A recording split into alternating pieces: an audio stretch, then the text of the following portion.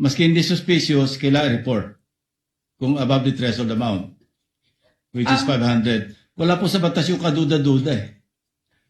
Either it's suspicious or covered Yes. transaction.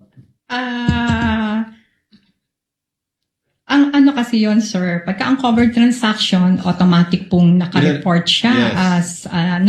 as covered transaction Above the threshold. in excess of 500,000. Sa suspicious transaction po, parang nagkaroon po tayo ng doubt, di ba? And then iniimbestigahan po natin at yung pong sa investigasyon natin ay hindi siya pumasa. Pero- Suspicious pa rin po siya. So that's when kami magre-report as suspicious transaction. Pero there's no such thing in the law na doubtful or kaduda-duda. Unusual. It's just covered or suspicious. Suspicious. So parang nagduda ka and inimbestigahan. Walang middle layer, yung sabihin. Yes.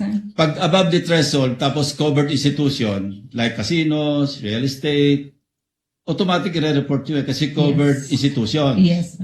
Ngayon, ordinary depositor, pumunta sa bangko, nag-deposit o nag-withdraw ng more than 500, that's above the threshold, it becomes a covered transaction. Yes. Sir. So wala akong kaduda-duda. Yes. Suspicious lang. Wala yung middle. It's either you categorize it into covered or suspicious. Wag na ho tayo mag-usap ng kaduda-duda. Or unusual pala, sorry. Wag na natin pag-usapan yung unusual. Either kaduda-duda lang or covered. Yes. Sir. Thank you.